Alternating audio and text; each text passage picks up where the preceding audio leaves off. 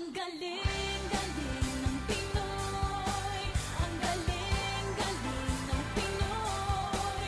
Kaya ko, kaya mo, ang bawat pagsubok, bukod tangi ang kagaling. Magandang araw, Pilipinas! Madalas nating ipagmalaki na ang husay at talento ng Pilipino ay kayang-kayang ihanay sa mga bukod-tanging magagaling sa buong mundo. Pero maraming mga accomplishments ang hindi nabibigyan ng kaukulang pansin o di naman kaya'y nababaon sa limot sa paglipas ng panahon. Kaya sa araw na ito, sisimulan nating ipunin at itala sa isang libro ang mga kahangahangang nilalang, mga pambihirang lugar at natatanging mga bagay na dito lamang matatagpuan sa ating mahal na bansang Pilipinas. Susubaybayan din natin ang mga record-setting at record-breaking events dito sa ating bansa.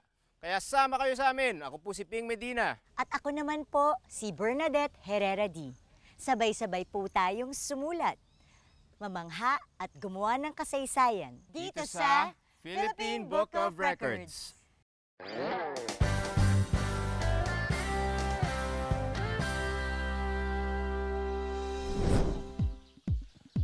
BH, ang lalawigan ng Isabela ay napakayaman sa Philippine records. Pero ang ibibigay ko sa iyo na record ay pangmayaman talaga. Mas mahal pa sa Wagyu beef, mas mahal pa sa lobster. Ang pinakamahal na isda sa buong Pilipinas, ang ludong fish. Akalain mo nga naman, ang buong akala ko, ang pinakamahal na fish ay goldfish. Joke! Pero what is the story of that isda? Hello po, Miss Lilfa. Ako po si Ping Medina ng Philippine Book of Records. Peace be with you. Peace be with you, Peace be with you Ping. po. Peace be with you. Ano po ba ang fish to? Paki-explain. Ito ay isang isdang dudong. Karaniwang natatagpuan dito sa Isabela. At ito ang tinaguriang President's Fish. Sa Ingles, ito ay tinatawag na Love River Mullet.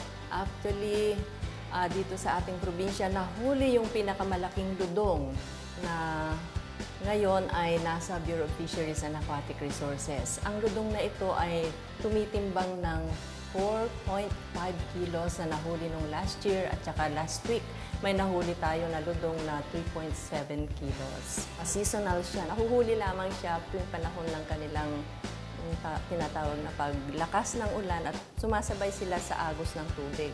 Kaya sila nakakalabas sa kanilang lungga. Sa sobrang rare at endangered ng species na ito, umaabot ito ng 5,000 pesos per kilo.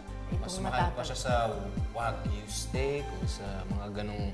Mas mahal pa siya sa mga ganon, ha? So, Yes, napakamahal kaya nire-regulate na natin yung paghuli ng ludong dahil paunti ng paunti ang ludong na nakikita natin sa ating palengke or sa paano po ba pinagbibilhan. nire-regulate ito? Pinagbabawal ang paghuli ng ludong tuwing period ng yung paglabas nila. Ito ay tinatawag na spawning run dahil ang ludong nga ay isang Catadromous species.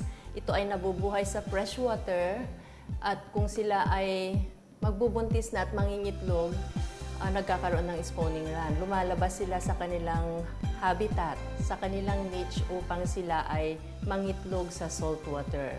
At sa migration nila na yon, yung pagmamigrate nila na yon, yung spawning run, doon sila nahuhuli.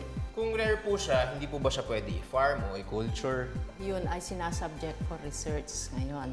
Dahil as of this period of time, wala pang technology sa pagkukulture ng ludong sa captivity. Bakit po ba? Ano po ba yung problema? Bakit hindi ma-culture in captivity? Hindi siya tulad ng tilapia. May ika nga, parang suicidal ang characteristics nito. Suicidal? Suicidal siya Suicidal na. isda? Yes, suicidal na isda na kung nahuhuli mo siya, siya mismo inuuntog-untog niya ang kanyang ulo doon sa hatchery na paglalagyan mo. Kaya kailangan pag-aralan din yung tubig, yung kanyang So parang habitat. nabubwisit siya, pag hinuli mo siya, nabubwisit Yes, siya, tapos nabubwisit gusto siya. na lang niya magpakamatay, gano'n? Yes, So yung baka kanyang- pwedeng bigyan na lang ng helmet yung mga isda, yung mga ludong. Sa ngayon, hindi talaga Wala pwede na. i-culture o As of i-farm this ang mga... period, wala pang technology kung paano i-culture. Hindi pa kasali ang ludong fish sa International List of Endangered Species. Pero dito sa atin, considered na siyang endangered at kailangang i-regulate ang paghuli nito. Doon sa previous kasi na administrative order, bali 5,000 pesos lang ang penalty doon sa makakahuli ng ludong. at 1 year imprisonment. Pero sa ngayon, ang pinapa-amend natin yung ordinance na yon, yung administrative order na yon, kung saan yung penalty ay magiging 80,000 pesos sa taong mahuhuli na humuhuli ng dudong. Tanong ko lang po, bakit po siya tinawag na President's Fish? Ay, ang masarap ang dudong. Naiiba, natatagpuan So, lang dito sa pang-presidente lang siya talaga, gano'n? Na masarap, naiiba ang lasa, malinamnam. Talagang iba, katangi-tangi nga ang isdang ito. Kaya, tsaka yung presyo ba naman na 5,000 pesos per kilo, pang mga opisyalis lang, mga big-time officials, mga businessman. Kaya kung makakakita ka ng ludong dito, ako, siguradong hot cake na yan. Sold na agad. Sold out na yan agad. Kahit sa presyong natin yan. kahit sa presyong Pwede ba 5,000 natin yan pesos. tikman? Ay, pwedeng-pwede. Napakasarap. At sabi nga nila, kwentuhan sa labas-labas, Ay. may aphrodisial effect daw yan. Aphrodisial effect. Naku nga, po, Ma'am Linfa. Yes, bagay maghahat kayo. Grabe pala itong. Pero- Kaya pala mahal tong ludong, may aphrodisiac pala yan. Ping, ipapakita ko sa iyo kung paano magluluto ng ludong. Okay, umpisa na po natin. Umpisan natin. Makapal ang kaliskis ng ludong, matitigas, kaya may technology ano? tayo sa pagkakaliskis ng ludong. Umpisan natin Napaka-high-tech naman po ng Yes. technology niya. Kasama natin ngayon si Tita Loring, ang chef Tita ng Loring. ang chef ng Chef Tita balay Loring. dito sa Capitol, Ilagan, at siya ang magluluto ng napakasarap na putahe ng ludong. Yan. Yan. Ito naman, ang ludong na ito, ang masarap na luto ay pangat. Pangat. Ano po ba yung pangat? Lalagyan natin ng kamatis, Sinampalukan.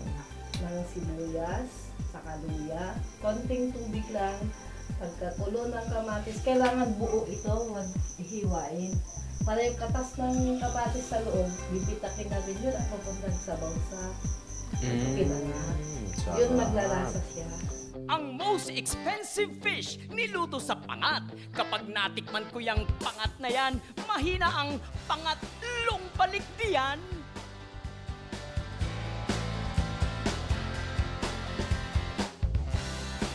Partner PH, ito na ang pasalubong namin sa iyo, ang most expensive fish sa Pilipinas, ang ludong fish.